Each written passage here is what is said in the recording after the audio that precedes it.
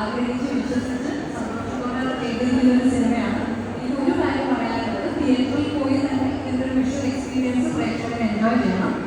പക്ഷേ 18 വയസ്സിന് മുകളിലുള്ളവർക്ക്